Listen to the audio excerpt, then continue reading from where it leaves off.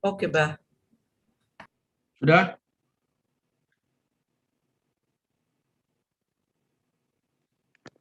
Udah. Shalom alaikum, Beshem Hamasyah. Saudara-saudara, kita bertemu kembali di dalam ngaji Alkitab kita yang ke-78. Dan pada kajian kita, saat ini kita akan membahas 2 Raja-Raja pasal 18 sampai dengan pasal 20. Dan ayat paralelnya, yaitu 2 Tawarik pasal 32 ayat 1 sampai 19. Begitu juga yang paralel dengan itu, yaitu Yesaya pasal 21 ayat 7, ayat 13 sampai dengan 16. Perikop yang kita baca hari ini itu berbicara tentang Raja Yehuda yang bernama Hizkia.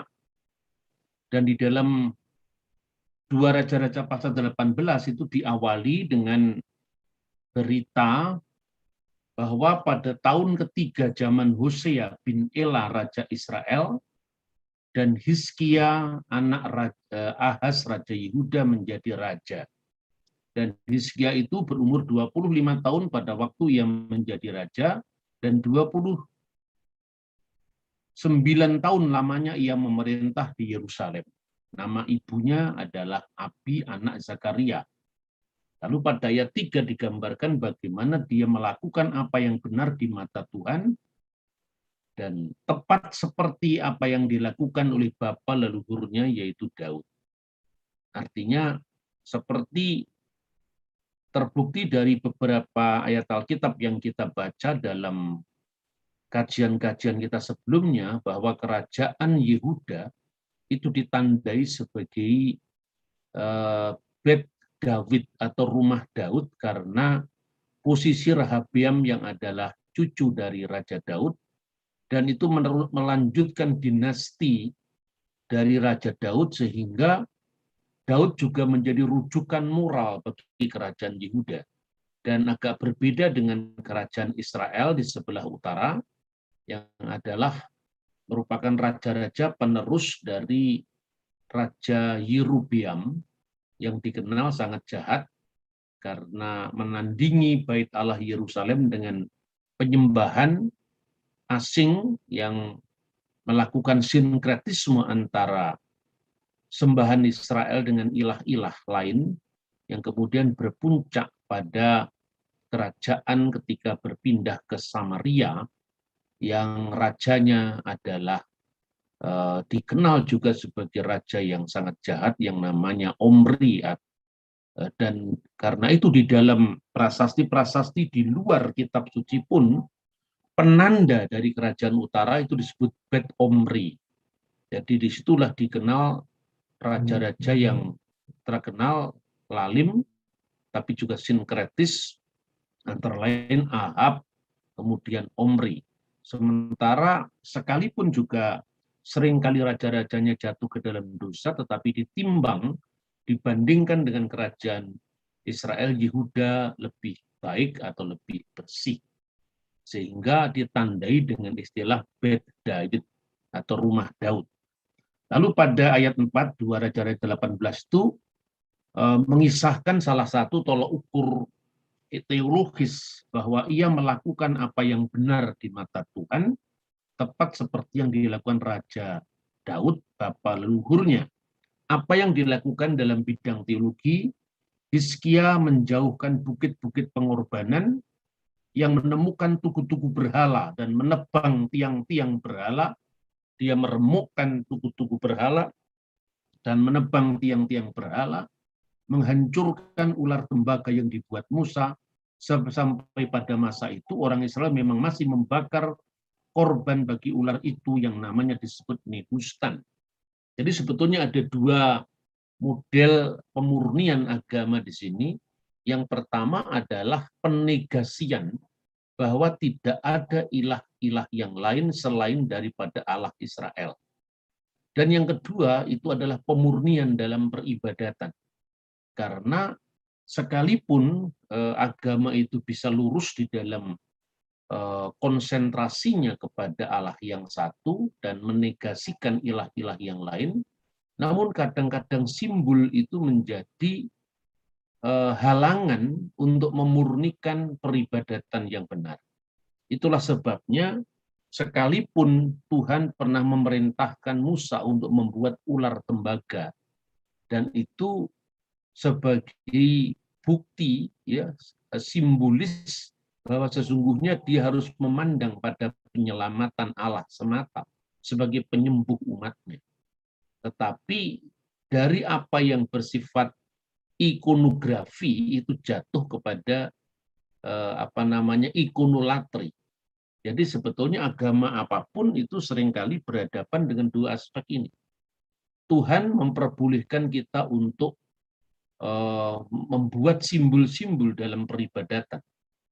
Baik itu dua dimensi, misalnya lukisan atau ikon, maupun itu adalah tiga dimensi, misalnya seperti gambar kerubim yang dipasang di bait suci.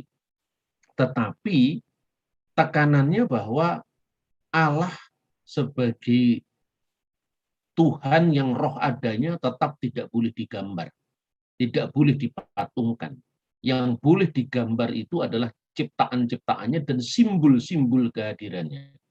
Makanya di dalam ajaran Kristen sekalipun diizinkan ada gambar-gambar atau ikon-ikon, tetapi itu tidak pernah dijumpai misalnya ikon Allah Bapa. Yang dikenal adalah ikon dari putranya Yesus Kristus.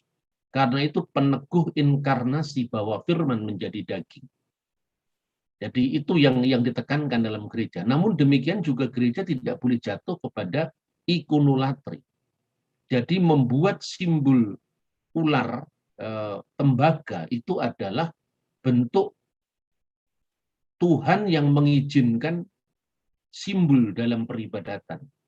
Tetapi membakar dupa dan kemudian menyamakan simbol itu sebagai hakikat itu adalah ikonolatri. Dan itu sama dengan penyembahan berhala.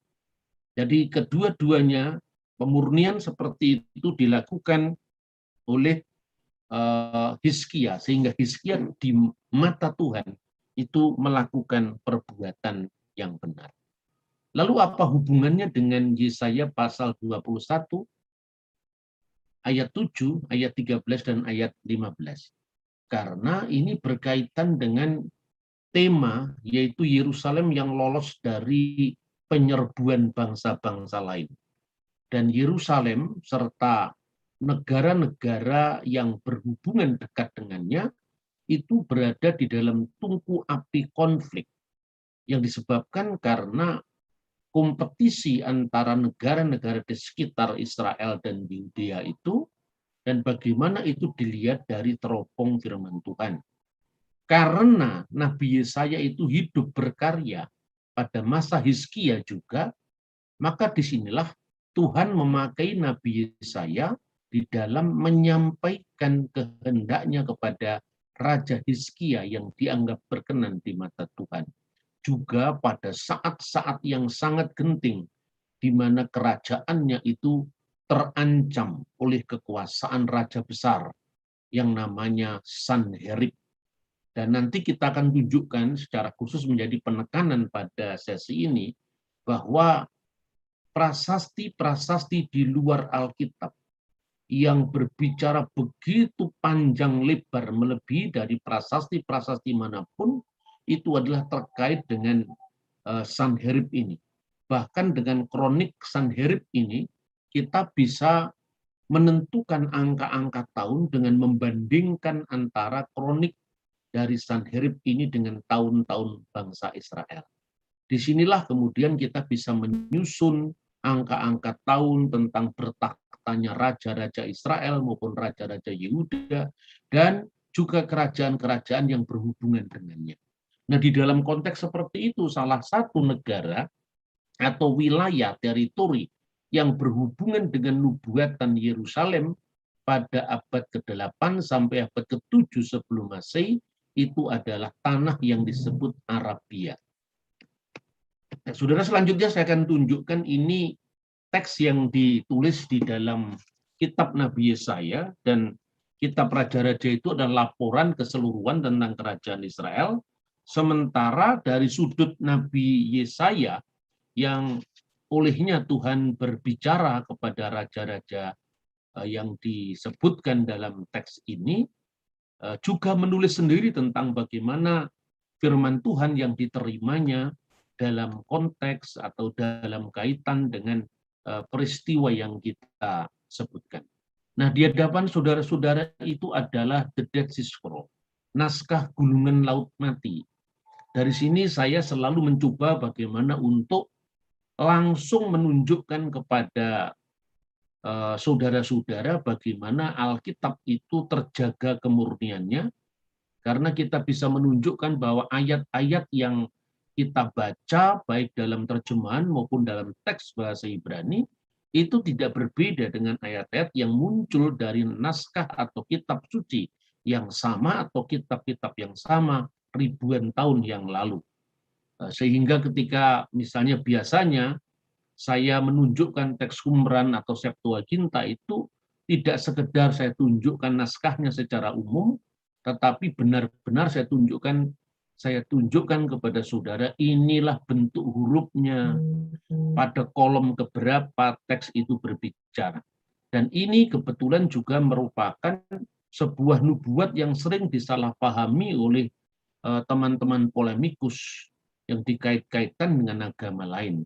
Jadi misalnya pada Yesaya pasal 21 ayat 7, apabila dilihatnya pasukan, pasang-pasangan orang berkuda, pasukan keledai, pasukan onta, maka haruslah diperhatikan dengan sungguh-sungguh. Saudara bisa melihat itu teks Masoretik yang ditulis dalam Nikut yang lengkap menurut tradisi Masoretik, dan saudara-saudara bisa membandingkan dan naskah yang lebih tua, kurang lebih 1000 tahun lebih tua daripada naskah Masoretik di abad ke-10. Ya, nanti juga akan saya tunjukkan ada varian teks itu dalam naskah kuno manapun biasa, tetapi itu sama sekali tidak mengurangi keakuratan teks dari kitab suci Perjanjian Lama itu sendiri atau Alkitab yang kita kenal Tanakh. Nah, saudara-saudara, pada baris pertama itu segera saya sengaja saya potong dari naskah yang kita sebutkan di sini, yaitu Wira'ah paling atas itu, yaitu dan dia melihat Rekef Semet Parasim, kereta pasangan kuda, ya, kemudian Rekep Hamor, yaitu kereta keledai, Hamor, Rekef Gamal, kereta onta, ya. Kemudian Wahiksif Kesef Rab Kasef, haruslah diperhatikan dengan sungguh-sungguh, dengan perhatian yang besar, ya. Rab Kasef, dengan perhatian yang besar. Itu yang saya garis merah, ya, itu teks yang paralel dengan Masoretik yang saya tunjukkan di dalam kolom sebelah kanan. Lalu setelah itu, ini ada kata-kata yang kabur, ya, tetapi itu bunyinya pasal ayat 8 mulainya di situ adalah bunyinya wayikra haro'eh. Lalu ujung paling kiri al-misfeh. Lalu bawahnya itu adunai. Ya, inilah yang sering saya bahas di dalam kajian-kajian kita tentang keaslian kitab suci, sehingga kita bisa membacanya secara lengkap. Wira'ah, Rekef Semet, Rekef Amor, Rekef Gamal, Wihiksif Kesef, Rab Kasef, Wayikra Haro'eh, Al-Misfeh Adunai, Anoki Omet Tamit, Yumam Vi'al Mismarti, Anoki Nisabkal Halikot. Jadi di sini jelas sekali bahwa ada sedikit perbedaan, di mana di dalam naskah Masoretik disebut Aryeh, ini disebut Haro'eh yang artinya orang yang melihat. tapi keseluruhan dari naskah itu mendukung ungkapan haroeh, yaitu orang yang melihat, karena konteksnya adalah seorang pengintai. Nah, jadi teks ini ditentukan oleh konteks juga. Saudara-saudara, kenapa ini saya kutip penting dengan menunjukkan naskah-naskah kuno? Karena di naskah kuno manapun, Yesaya pasal 21 ayat 7 itu tidak berbeda, sama sekali tidak berbeda. Lalu, kenapa ini penting? Maka apabila dilihatnya pasukan berpasang-pasangan, orang-orang berkuda, pasukan keledai, pasukan unta, dan haruslah diperhatikan dengan sungguh-sungguh. Karena di dalam satu buku yang sejak masa klasik, dalam perjumpaan awal antara umat Kristiani dengan umat Muslim, seperti yang tercatat di dalam naskah ini, yaitu dialog antara Patriark Assyria Timur, Timotius Al-Awal dengan Khalifah Al-Mahdi, tahun 781, penunggang unta itu diklaim menubuatkan Nabi Muhammad, dan penunggang keledai itu sebagai nubuatan Yesus Kristus. Sesungguhnya itu sudah saya bahas lama sekali ketika saya menerjemahkan buku yang berjudul Dialog antara Timotius I dengan Patriark Al-Mahdi. Ini terbit kalau tidak salah tahun 99 sampai sekitar tahun 2000-an. Tetapi sekarang belum bisa dicetak ulang karena dulu itu memakai sistem percetakan yang sangat manual. Ini salah satu ya. Kemudian apa sesungguhnya makna itu? Makna siapa penunggang unta, siapa penunggang kuda, siapa penunggang keledai, ini tidak bisa dilepaskan dari simbol-simbol bangsa kuno waktu itu, misalnya Asyur, Persia, kemudian Babel, yang semuanya disimbolkan dengan simbol-simbol binatang.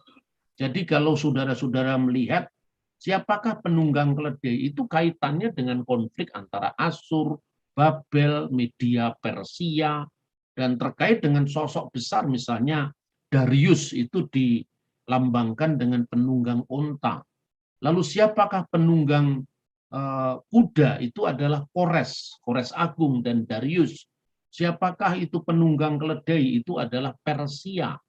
Dan itu berkaitan nanti bagaimana kerajaan utara ditaklukkan oleh Asyur, kemudian kerajaan selatan ditawan di pembuangan Babel, dan itu kita bisa melihat kan siapa yang dilambangkan misalnya dengan keledai misalnya, itu contoh ya, itu berbicara tentang sosok yang Persia, karena raja Persia itu dilambangkan dengan Hamor atau keledai karena campuran darah campuran antara ayah sang raja itu Persia dan ibu sang raja dari Madia.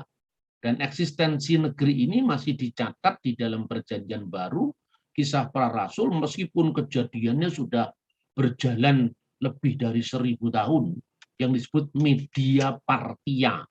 Nah, itulah yang kemudian salah satunya juga dibenarkan oleh catatan-catatan sejarah dari bangsa lain, misalnya Oracle of Apollo. Itu berbicara tentang catatan Yunani yang berbicara mengenai seorang perempuan yang menjadi juru bicara dari dewa Apollo. Itu gambaran mitologi tentu saja, yang ditanya tentang nasibnya bangsa-bangsa. Lalu di dalam orakel Apollo itu dikatakan peringatan pada bangsa Babel, hai orang-orang Babel, kotamu telah berdiri. Sampai kapan? Sampai seekor keledai menjadi raja atas Media. Nah, makanya ini merujuk kepada siapa? Merujuk kepada Kores Agung, raja penunggang keledai yang nantinya mengalahkan Babel. Dan ketika dia mengalahkan Babel, itu nanti sejarah berikutnya, kemudian Kores Agung ini mengeluarkan dekrit yang dikenal dengan dekrit Kores Agung dalam bentuk prasasti silinder yang sekarang ditemukan. Lalu bangsa-bangsa yang dulu menjadi bekas jajahan Babel itu dilepaskan dan diperbolehkan membangun bait suci masing-masing. Semuanya ini masih berkaitan dengan teks yang kita baca, secara khusus apabila kita runut satu demi satu dengan bukti-bukti prasasti sejarah yang ada. Secara sekilas, kalau kita sekarang membahas tentang misalnya eh, sosok yang dikenal dengan Raja Hizkia. Lalu di situ juga ada kaitannya misalnya dengan diawali dengan penaklukan bangsa Israel yang di sebelah utara. Kemarin kita membahas tentang prasasti Raja Tiglat-Pileser III yang mencatat di Bet Umria, rumah Omri, aku menggulingkan raja mereka namanya Pekah. Itu bicara tentang Raja Pekah di wilayah Israel. Jadi apa yang tertulis di dalam Alkitab itu bukan sekedar klaim pewahyuan secara sepihak yang hanya dipaksakan untuk diyakini, tapi ternyata bisa kita jumpai paralelnya dengan catatan-catatan sejarah di luar Alkitab yang semua atau sebagian besar sejaman. Nah, kemudian kita juga bisa melihat sosok Sanherib. Nah, sosok inilah yang diceritakan selanjutnya di dalam dua Raja-Raja pasal 19, di mana tekanannya setelah kerajaan utara itu nantinya ditawan oleh Asyur, ya, dia berhasil menawan kerajaan utara dan kemudian dia memperluas taklukannya ke bagian selatan. Maka setelah kerajaan utara itu jatuh, yaitu Samaria, pada gilirannya dia akan menaklukkan kerajaan selatan. Ya, kemudian kerajaan selatan pusatnya di Yerusalem. Lalu karena Tuhan melihat bahwa Raja Hizkia itu benar di mata Allah, benar di matanya, maka Tuhan akan meluputkan Yerusalem dari tangan Sanherib. Inilah tekanan yang diberikan di dalam dua Raja-Raja pasal 19. Segera sesudah Raja Hizkia mendengar itu, dia mendengar ancaman dari Sanherib yang akan menaklukkannya, bahkan dengan secara sangat jumawa, menunjukkan prestasi gemilang dari kerajaan Asyur itu dengan pertolongan dewa-dewa mereka. Lalu Hizkia mendengar ancaman itu dan dia mengoyakkan pakaiannya dan diselubungi badannya dengan kain duga atau kain kapung, lalu masuklah ia ke rumah Tuhan. Disuruhlah juga Eliakim, kepala istana, Sebna, panitera negara, dan tua-tua di antara para imam dengan berselubungkan kain kapung kepada Nabi Yesaya bin Amos. Berkata kepadanya, beginilah kata Hizkia, hari ini hari kesesakan, hari hukuman dan penistaan, sebab sudah datang waktunya untuk melahirkan anak, tetapi tidak ada kekuatan untuk melahirkan. Mungkin Tuhan sudah mendengar segala perkataan juru minuman agung. Sebetulnya juru minuman agung itu mungkin lebih tepat seperti yang diterjemahkan oleh Alkitab bahasa Indonesia masa kini, ya, bahasa Indonesia sehari-hari, itu adalah seorang pejabat utama atau perwira tinggi dari kerajaan itu maksudnya. Makanya bagaimanapun juga ini adalah satu terjemahan, ya, kita bisa memilih terjemahan yang lebih tepat. Maka saya memilih terjemahan yang lebih tepat dari kata Ibrani Adonav Haref itu sebagai komandan utama, atau seperti terjemahan bahasa Indonesia masa kini itu adalah perwira tinggi, ya.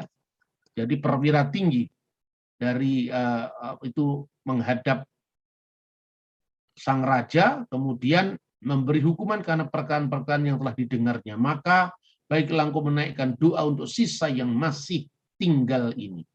Lalu digambarkan dalam ayat selanjutnya bagaimana Hizkia mengadu kepada Tuhan dengan membentangkan ancaman dari Raja Asyur itu di depan Tuhan, dan Tuhan menjanjikan bahwa Yerusalem akan lolos dari serangan Sanherib. Nah, siapakah Sanherib? Kita memiliki prasasti yang sangat panjang tentang itu. Sanherib itu di dalam bahasa Asyur adalah Sin Ahe Riba, yang artinya dewa Sin sudah mengganti saudara-saudaraku yang telah tiada. Dan di dalam prasasti itu digambarkan bahwa saudara-saudaranya dia itu semua sudah mati.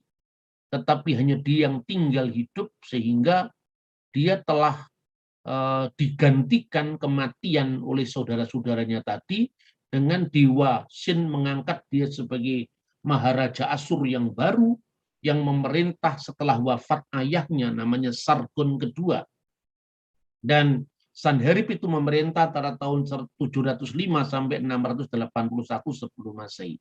Jadi raja ini sangat terkenal, khususnya yang berkaitan dengan peristiwa-peristiwa penting yang dicatat dalam Alkitab, misalnya penaklukan kerajaan utara dan kegagalannya dalam menaklukkan Yerusalem sebagai ibu kota kerajaan Yehuda. Nah, inilah contoh-contoh gambar selain inskripsi di dalam bahasa Asyur, maka sekarang ini selain Egyptologi, itu juga sudah mulai berkembang apa yang dinamanya Asyurologi, yaitu arkeologi bangsa Asyur yang melimpah prasasti-prasasti itu memberikan pemahaman yang lebih jelas mengenai kronik yang tercatat dalam Alkitab. Sekalipun nanti akan kita membahas bahwa masing-masing penulis sejarah itu tentu menulis dalam perspektifnya. Gambaran yang pertama ini adalah senjata pengepungan Asyur yang digunakan dalam menggempur tembok kota Lakis. Dan penaklukan Lakis juga tercatat di dalam Alkitab. Inilah Raja Sanherib ya di dalam sejumlah prasasti itu, dan ini bisa saya kasih tema Sanherib dalam prasasti dan kitab suci. Dan saudara bisa membandingkan di gambar yang di bawahnya itu bagaimana ketika orang-orang Israel dibawa ke tawanan oleh Sanherib, dan itu dibuktikan dari bentuk pakaiannya dalam relief itu sangat jelas bagaimana identitas dari masing-masing bangsa yang digambarkan, termasuk binatang-binatang yang menjadi ciri khas dari bangsa-bangsa itu tergambar di dalam relief prasasti itu. Nah, kemudian saudara-saudara, ketika serangan Sanherib itu memang mengancam kondisi kota Yerusalem, lalu pada pasal 20 itu dikisahkan ketika Hizkia sakit dan hampir mati. Lalu Tuhan akhirnya menyembuhkan Hizkia setelah Hizkia memalingkan mukanya ke arah dinding dan berdoa kepada Tuhan. Lalu Tuhan menjawabnya melalui Nabi Yesaya, dan semua penggenapan yang disampaikan oleh catatan kitab suci itu persis sama dengan apa yang sebelumnya diminta diharapkan oleh sang raja ini ketika dia berada di dalam kesesakan. Dan dia diperpanjang umurnya sampai 15 tahun lagi. Dan aku melepaskan engkau dan kota ini dari tangan Raja Asyur, aku akan memagari kota ini karena aku dan oleh karena Daud hambaku. Dalam 2 Raja-Raja pasal 20 ayat 6. Lalu pada ayat 20 digambarkan bahwa Raja Hizkia itu membangun sebuah terowongan. Nah, ini sangat penting karena itu nanti akan dibuktikan dengan bukti arkeologi juga yang sangat penting, yaitu terowongan Hizkia. Disebutkan selebihnya dari riwayat Hizkia ayat 20. Segala kepahlawanannya dan bagaimana ia membuat kolam dari saluran air yang mengalirkan air dari kota. Bukankah semuanya itu tertulis dalam kitab sejarah Raja-Raja Yehuda? Jadi perhatikan, ketika Alkitab memberikan rujukan tentang sebuah peristiwa, pembacanya disuruh cross-check. Misalnya pembangunan terowongan mata air ya dari Gihon ke daerah kolam yang disebut kolam Siloam. Saluran ini juga menyalurkan air dari sejumlah taman-taman yang menghadap lembah Kidron. Ini sesungguhnya ditemukan, akhirnya betul-betul ditemukan. Ini ada prasastinya di situ tentang apa yang disebut terowongan Hizkia. Pertama kali ditemukan tahun 1838 oleh seorang pakar kitab suci, arkeolog dari Amerika Serikat namanya Edward Robinson. Makanya sekarang dikenal dengan terowongan Robinson. Ini sangat terkenal dan ini bukti waktu penemuan terowongan ini dan prasastinya itu memang bukti-bukti arkeologi belum semelimpah sekarang.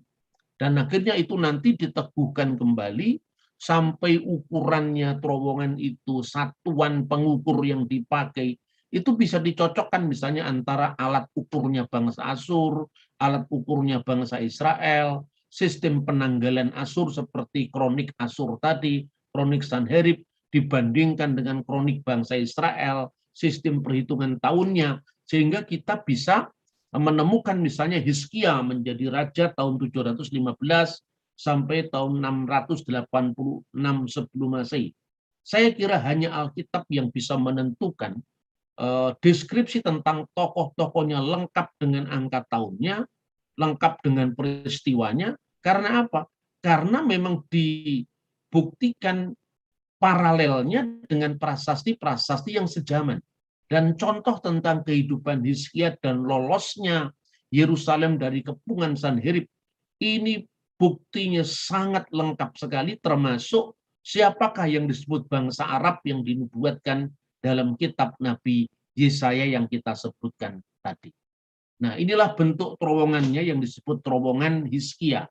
Ya, Nikbat itu adalah terowongan dari Hizkia atau terowongan Siloah, ya, terowongan Siloah kan, terowongan Siloam. Hizkia ini juga telah membendung aliran Gihon. Ini menurut informasi dari 2 Tawarik pasal 32 ayat 30 yang paralel dengan 2 Raja-Raja pasal 20 ayat 20 tadi. Hizkia ini juga telah membendung aliran Gihon di sebelah hulu dan menyalurkannya ke hilir ke sebelah barat di kota Daud. Ini terowongannya ditemukan. Dan saudara-saudara kalau pergi ke Israel dengan apa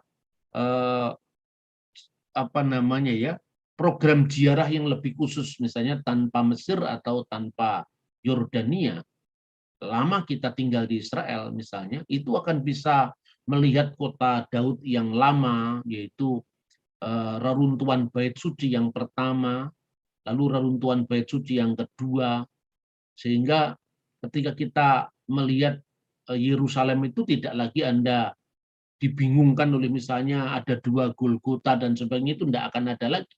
Karena ketika kita meneliti dengan mata arkeologi itu tentu beda dengan mata pelancong atau wisatawan biasa yang hanya secara sambil lalu bahkan sambil lari melihat situs-situs itu tanpa penjelasan arkeologi. Padahal dengan kita melihat paralel-paralel informasi kitab suci dengan data arkeologi itu akan luar biasa, kita bisa memahami dengan takjub keajaiban firman Tuhan dalam Alkitab itu yang bisa dilihat dalam perspektif yang lebih luas dengan bukti-bukti sejarah dan arkeologi. Selanjutnya kita akan melihat prasasti dalam bentuk prisma yang dilakukan oleh Raja Sanherib. Tadi saya sampaikan ketika Alkitab memberikan sebuah deskripsi, ya, misalnya selebihnya riwayat Hizkia dan segala kepahlawanannya, bagaimana ia membuat kolam dari saluran air, mengalirkan air ke dalam kota, bukankah semuanya tertulis dalam kitab sejarah raja-raja Yehuda? Cross check sendiri, artinya apa? Sekalipun kronik sejarah raja-raja Yehuda itu sekarang belum bisa teridentifikasi kitabnya di mana, tetapi spiritnya kitab suci itu artinya begini, inilah yang dilakukan Tuhan. Berita-berita ini tercatat dalam banyak dokumen, tidak hanya saya catat. Sekarang kamu cross check di sejarah bangsa Yehuda. Nah, ternyata itu juga bisa di cross check dari sejarah bangsa lain, misalnya kisah-kisah tentang Yerusalem yang nyaris diluluh lantakkan oleh Sanherib, tapi tiba-tiba diselamatkan Tuhan dengan datangnya pasukan malaikat. Itu bisa di cross check dari misalnya kronik Sanherib dan tulisan-tulisan dari sejarawan Babel misalnya. Meskipun cara penyampaiannya itu berbeda. Dan itu persis juga di Perjanjian Baru, misalnya ungkapan ditampar malaikat, itu ungkapan teologis. Itu ternyata dalam tulisan sejarah sekuler, malaikat itu juga disebut angelos, duta kemalangan, yang dilihat oleh Raja Herodes Agripa misalnya. Begitu juga apa yang disebut ya, tiba-tiba malaikat itu didatangkan Tuhan untuk menyelamatkan bangsa Yehuda, khususnya eksistensi kota Yerusalem, itu disebut dengan sangat jelas, ya, sehingga asal bencana itu bagaimana terjadi, Kalau itu tidak secara jelas disebutkan dalam kitab suci, kita bisa menemukan paralelnya dari catatan-catatan sejarah bangsa lain yang melihat dari perspektifnya masing-masing. Tetapi dia mengacu pada peristiwa yang sama. Kalau Anda ingin mencatat sejarah kerajaan Sriwijaya misalnya, ada catatannya dari kronik Cina yang sejaman. Kalau Anda melihat misalnya tentang kerajaan Majapahit, Anda bisa juga menemukan kroniknya dari misalnya catatan dinasti Ming, catatan pelancong Portugis yang bernama Tommy Pires misalnya. Itu masa-masa akhir mulai masuk kerajaan Demak. Nah, kemudian jaminan Tuhan itu kita bisa akan lihat dari beberapa teks ini. Kita akan belajar dulu dari prasasti Prisma Sanherib. Prasasti dalam bentuk prisma ini memuat berita keberhasilan penyerangan Asyur terhadap Samaria dengan hasil pembuangan penduduk aslinya. Ini persis dengan kitab Raja-Raja yang kita baca pada pertemuan sebelumnya, jatuhnya kota Samaria di Israel Utara. Lalu berhasil di utara, nah ini yang menjadi masalah. Tentu belum tentu berhasil di selatan, yaitu di Yerusalem. Penyerangan terhadap kota Lakis yang diakhiri dengan permintaan damai oleh Hizkia. Ini juga tercatat dalam Alkitab. Sanherib menuntut 300 talenta perak dan 30 talenta emas. Hizkia memberikan semuanya itu. Itu tercatat dalam prasasti Prisma Sanherib. Dan itu paralel dengan 2 Raja-Raja 19 ayat 1 sampai 36, di mana Hizkia memberikan semua perak dari istananya dan dari bait Allah dan emas serta pintu dan palang pintu bait Allah. Dan ini saling melengkapi berita ini. Prasasti ini juga mengklaim 46 kota berkubu dan tidak terhitung jumlahnya kota-kota kecil yang direbut oleh Asyur dengan 200 sampai 150 orang dan ternak-ternak yang diangkut ke pembuangan. Sedangkan wilayah yang sudah dikuasai dibagikan kepada 3 raja lokal, yaitu orang-orang Filistin. Lalu pengepungan Sanherib itu menyebutkan bahwa Hizkia sebagai raja taklukan yang terkurung di Yerusalem seperti burung dalam sangkar. Itu disebutkan dalam prisma ini. Tentara bayaran dan orang-orang Arab yang dibayar oleh Hizkia melarikan diri. Dan Hizkia akhirnya membayar Sanherib dengan memberikan antimoni perhiasan, perabotan yang bertak-takan gading, anak-anak perempuannya, gundik-gundiknya, ahli-ahli musiknya. Seluruh fakta penting saling mendukung. Misalnya Sanherib tidak pernah merebut Yerusalem. Ini yang penting. Bahwa di dalam prasasti ini atau prasasti Prisma Sanherib itu dengan sangat rinci disebutkan tentang daerah taklukannya, berapa kota yang berkubu yang ditaklukkan, berapa kota-kota kecil, berapa jumlah orang dan ternak-ternaknya. Tetapi ketika bicara tentang Yerusalem, dia tidak bicara apa-apa. Artinya bahwa dia tidak pernah mengklaim, pernah memenangkan Yerusalem. Dan sesuai dengan kitab suci, nanti akan kita bahas, ternyata Yerusalem memang lolos dari pengepungan Sanherib. Nah, saudara-saudara, selain dari catatan prasasti, kita juga bisa melihat misalnya bagaimana kekalahan bangsa Asyur itu, padahal ketika itu pasukannya begitu berjaya. Itu disebutkan dalam 2 Raja-Raja 19 ayat 36, 35 sampai 36. Maka pada malam itu keluarlah malaikat Tuhan. Lalu dibunuhnyalah 185.000 orang di dalam perkemahan Asyur. Keesokan harinya pagi-pagi tampaklah semuanya bangkai orang-orang mati belaka. Sebab itu berangkatlah Sanherib, Raja Asyur dan pulang. Lalu tinggallah ia di Niniwe. 2 Raja-Raja pasal 19 ayat 35 dan 36. Nah, catatan Alkitab tentang lolosnya Yerusalem dari kepungan Sanherib itu juga ditulis oleh sejarawan Yahudi yang namanya Flavius Josephus yang menulis tahun 90 Masehi dalam bukunya Sejarah Kuno Bangsa Yahudi, buku ke-10 ya, bab ke-21. di mana Flavius Josephus mengutip seorang penulis kuno sejarah Babel. Jadi saling mengutip sumber-sumber kuno itu. Namanya Berosus, yang menjelaskan bahwa kenapa Asyur tidak bisa menguasai Yerusalem, karena wabah pes merebak di perkemahan tentara Asyur.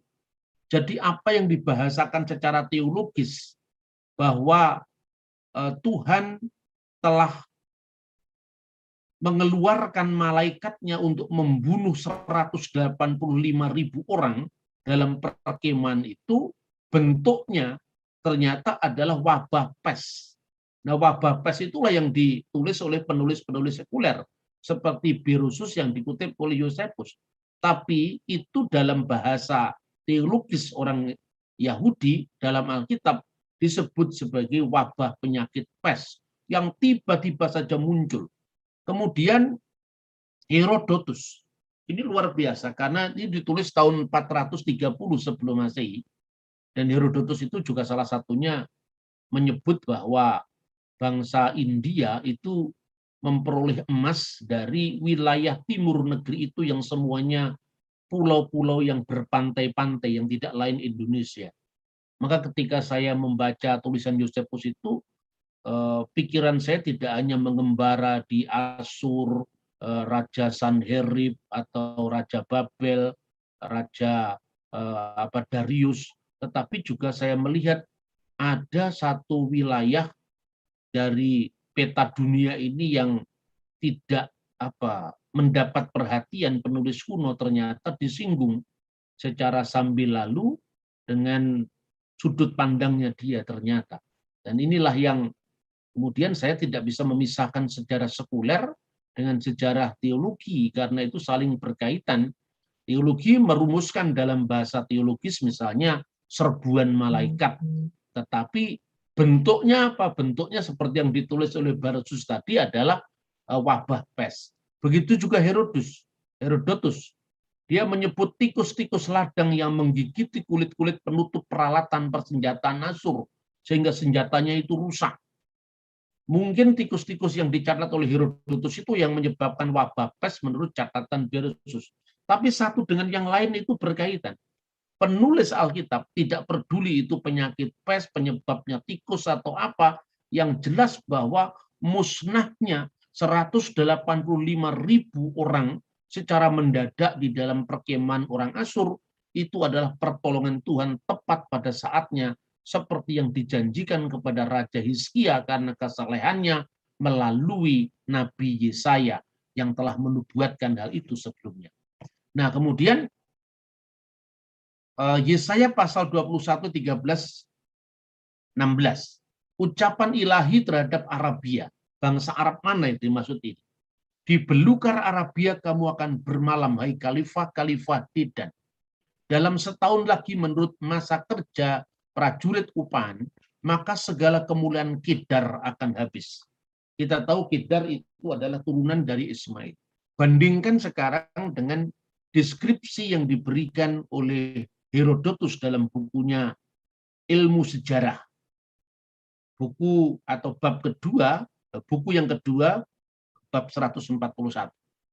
Ketika Sanherib, raja dari kaum Arab dan Asyur, perhatikan, di sini Sanherib sudah menguasai orang-orang Arab, mengirim pasukannya yang besar ke Mesir, dan para pahlawannya tidak satu pun yang datang menolongnya, termasuk sekutunya yaitu Fir'aun Setnos. Karena itu Fir'aun yang resah masuk ke tempat ibadahnya, masuk ke kuilnya, dan di hadapan patung diwa ia meratapi nasib malang yang akan segera menimpanya. Sementara menangis ia jatuh tertidur dan dia bermimpi bahwa dewa datang dan berdiri di sisinya, menyuruhnya agar jangan khawatir. Sebaliknya ia pergi dengan berani untuk menemui pasukan-pasukan Arab yang tidak akan melukainya, karena dewa sendiri akan mengirimkan orang-orang yang akan menolongnya. Lalu sambil mengandalkan mimpinya itu, Setos mengumpulkan orang-orang Mesir yang mau mengikutnya. Tidak satu pun dari mereka itu adalah para pahlawannya, melainkan para pedagang, tukang, orang-orang di pasar yang bersama-sama dengan mereka berangkat ke Pelusium. Pelusium itu perbatasan antara Palestina, sekarang Israel, dengan Mesir. Ya, disinilah salah satu tempat yang dikunjungi oleh keluarga kudus Yesus ketika pelariannya ke tanah Mesir pada saat dia masih kecil, yang merupakan pintu masuk ke Mesir. Dan di sana mereka mendirikan tendanya. Sementara kedua pasukan saling berhadapan, datanglah pada malam hari sejumlah besar tikus-tikus yang memakan tempat-tempat anak panah dan busurnya, dan mengganyang bahan yang digunakannya sebagai perisai mereka. Esok paginya mereka berperang, dan banyak sekali di antara musuh yang gugur, karena mereka tidak memiliki senjata untuk mempertahankan diri. Hingga hari ini di kuil Vulkan berdiri patung Zetos dari batu, dengan tikus di tangannya dan sebuah tulisan yang berbunyi, "Lihatlah aku," dan seterusnya. Ini menunjukkan apa? Bahwa apa yang ditulis dalam Alkitab, serangan malaikat yang mendadak menghancurkan pertahanan Sanherib, itu dijelaskan melalui gejala alam biasa, tetapi dalam pandangan dan dalam penulisan teologis Alkitab, itu adalah bantuan malaikat yang datang dengan mendadak, tepat seperti penyelamatan Tuhan. Nah, terakhir saya akan tunjukkan prasasti Hizkia. Ini menurut terjemahan terakhir yang saya akses dari beberapa sumber, ya, baris pertama sampai baris ke-6. Ada banyak tulisan-tulisan yang dalam bentuk titik-titik-titik itu hurufnya tidak bisa dibaca, tetapi konteksnya bisa direkonstruksi dan bisa diterjemahkan dengan jelas. Penggalian terowongan ini, dan inilah kisah penggalian terowongan ini ketika teksnya nggak bisa dibaca. Kapak-kapak membentur satu sama lain, dan ketika masih tersisa 3 hasta untuk dipotong, ada suara seorang laki-laki tidak bisa dibaca, memanggil rekan di sisi sebaliknya, karena ada retakan di batu di sebelah kanan. Dan pada hari tidak bisa diteruskan, terowongan itu diselesaikan oleh tukang-tukang pemotong batu saling membenturkan alatnya, kapak melawan kapak, dan mengalirlah air dari sumber ke kolam sepanjang 1.200 hasta dan 100 hasta tingginya, batu karang di atas kepala tukang-tukang pemotong batu yang membangun terowongan tadi. Jadi ini prasasti Hizkia atau terowongan Hizkia yang ditemukan di tempat ini, dan ini menunjukkan bahwa apa yang tertulis dalam Alkitab 2 Raja-Raja pasal 20-20 dan 2 Tawarik 30-30 terbukti benar. Hizkia membangun bendungan ini, membangun saluran air ini untuk membuat pasukan Sanherib yang mau menyerang Yerusalem itu tidak bisa menemukan air, sehingga para prajuritnya itu tidak bisa bertahan, sementara sumber air itu benar-benar dialirkan di bawah tanah untuk menyelamatkan kota Yerusalem dari kepungan musuh. Hizkia ini juga telah membendung aliran Gihon di sebelah hulu dan menyalurkannya ke hilir ke sebelah barat ke kota Daud. Nah, itu saudara-saudara beberapa teks yang bisa saya tunjukkan, dan hal-hal yang sifatnya normatif dari teks ini sengaja tidak saya bahas karena saya menekankan aspek arkeologi dan aspek sejarahnya. Karena saya yakin bahwa hal yang sifatnya normatif itu sudah banyak dibahas di khotbah-khotbah minggu, ya. Tetapi barangkali dengan narasi yang lebih menekankan paralel sejarah dan arkeologi di luar kitab suci ini sungguh bisa membuat kita lebih dalam memahami maksud firman Tuhan. Dan memang ketika Nabi Yesaya bernubuat tentang Sanherib itu tidak langsung terjadi pada saat Yesaya menulis itu. Tapi catatan sejarah menjelaskan apa yang tertulis dalam Alkitab, bahwa akhirnya Raja Sanherib itu pulang ke negerinya, ke Asyur, dan dalam catatan bangsa Asyur sendiri itu ditemukan bahwa di sebuah kuil Nisroh, Raja Asyur itu sedang mengadu kepada dewanya, tapi kemudian dia akhirnya dibunuh oleh anaknya sendiri, sehingga matilah Raja Sanherib itu. Dan kapan kematiannya dicatat dalam prasasti itu pada tanggal 20 bulan Tebet tahun 681 sebelum Masehi. Dan catatan ini didukung oleh dokumen-dokumen kuno dari Asyur maupun Babel. Dua negeri yang sedang berkonflik, dan Yerusalem ada di tengah-tengah dari banyak negeri-negeri yang berebut kuasa di wilayah Timur Tengah kuno itu. Dan juga matinya Sanherib ditikam oleh anaknya sendiri juga ditulis dalam karya sejarah Babel yang ditulis oleh Berosus yang dikutip oleh Flavius Josephus pada masa kemudian. Saudara Robah, terima kasih untuk semua perhatian saudara. Sejarah yang penuh bukti adalah mitra iman yang penuh bakti. Tuhan memberkati kita. Shalom alaikum. B'Shem Hamashiach.